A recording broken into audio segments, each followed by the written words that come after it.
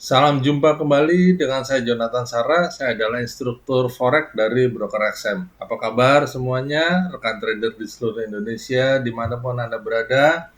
Harapan kami Anda selalu profit, keadaan baik, dan tentu saja sehat selalu.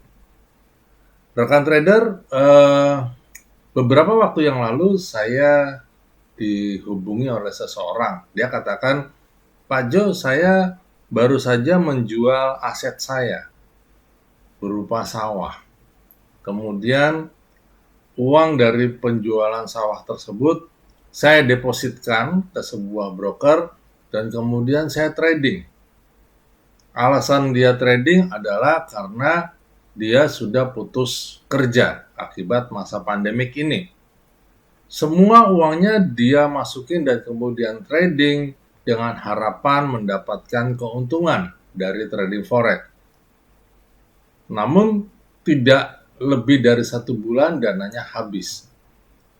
Tidak ada yang di withdraw. Bahkan dia mengatakan, Pak, jangankan withdraw untuk beli sesuatu.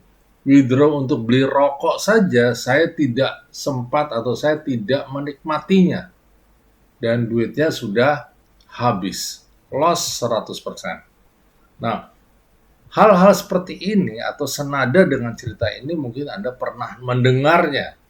Baik itu pengalaman langsung atau mendengar kisah dari orang lain. Nah, ini adalah sebuah cerita yang ironis. Ada lagi orang yang mengalami kerugian karena ketiduran.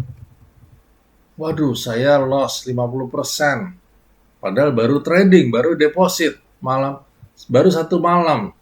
Dan dia sudah mengatakan loss 50% atau 70% gara-gara ketiduran.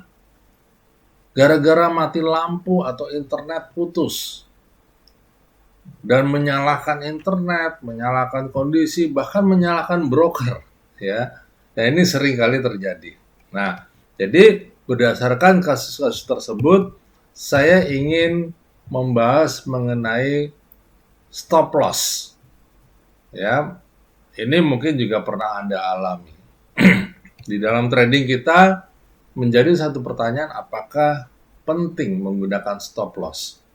Karena ini juga kontroversi. Ada sekelompok trader yang mengatakan tidak perlu stop loss dengan berbagai alasan, dengan argumen. It's okay, itu bebas pendapat mereka. Tapi ada kelompok lain yang mengatakan stop loss itu harus, stop loss itu wajib.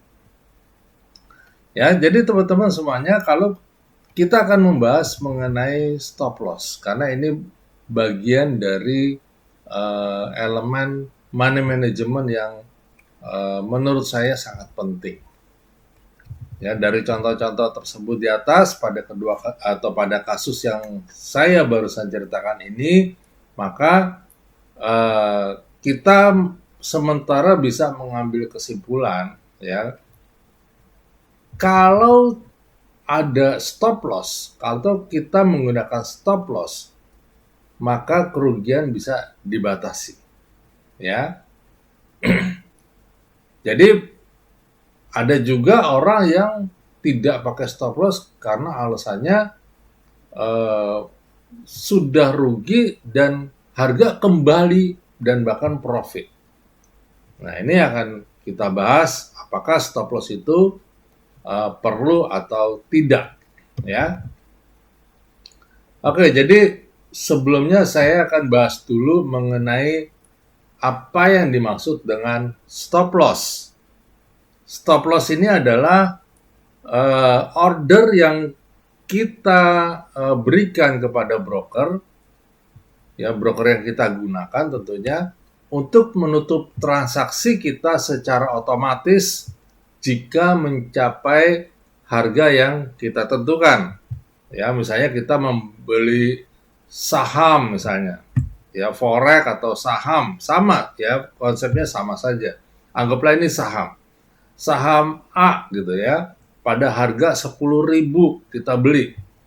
Kalau kita misalnya contoh kita menentukan stop loss-nya pada harga 8.500 misal. Kemudian saham A yang kita beli ini turun sampai di harga 8.500, maka broker akan secara otomatis menutup transaksi kita dengan kerugian adalah 1.500 ya untuk saham A tadi yang kita miliki. Jadi stop loss ini bertujuan untuk membatasi kerugian yang mungkin kita alami.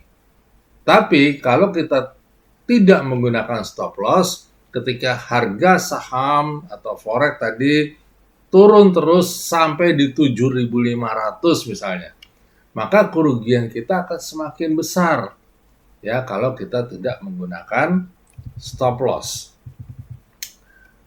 Salah satu statement, quotes atau jargon dalam money management adalah always limit your loss atau selalu batasilah kerugian Anda. Ya, keuntungan stop loss yang utama tentunya membatasi kerugian yang mungkin terjadi sehingga modal kita tetap terjaga dengan baik. Tanpa stop loss, kalau kita trading dengan leverage yang tinggi apalagi ya, pergerakan harga yang besar, kemudian juga ini bisa menimbulkan kerugian dan berkurangnya modal ya secara signifikan. Namun kalau adanya stop loss, kita pakai stop loss ya, kita bisa membatasi kerugian yang mungkin terjadi. Nah, jadi keuntungan stop loss yang kedua adalah kita tidak perlu mengikuti perkembangan harga secara terus-menerus kalau hal buruk terjadi.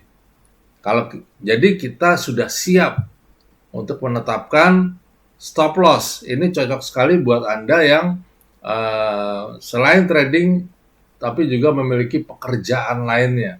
Ya, stop loss ini akan sangat berguna. Apalagi kalau kita trading di hadapan kita ada berita fundamental yang penting. Nah, jadi teman-teman dari kisah-kisah atau yang saya sampaikan tadi, contoh kalau internet putus ya tadi ya, itu akan jadi masalah tentunya. Tapi kalau katakanlah internet putus, ya, kita akan tetap merasa aman dan tidak akan panik ya kalau kita sudah menetapkan stop loss. Anda bayangkan kalau tiba-tiba internet putus, Anda belum pasang stop loss. Nah, ini akan menimbulkan kepanikan. Ya, jadi teman-teman, sekali lagi, apakah stop loss ini perlu atau tidak? Ya, ini tentunya akan kita bisa melihat seberapa banyak kelebihan dan kekurangan di dalam penggunaan stop loss ini. Ya, tetapi kembali lagi, kalau kita bicara stop loss berdasarkan konsep money management, maka stop loss ini penting untuk kita gunakan. Ya, baik teman-teman, mudah-mudahan ini bermanfaat, menambah wawasan kita sebagai trader, dan juga jangan lupa follow semua akun media sosial, fanpage, Instagram, Telegram dengan nama XM Indonesia. Baik, terima kasih. Saya Jonathan Sara dan XM mau undur diri. Salam profit, salam sehat buat Anda semua dimanapun Anda berada.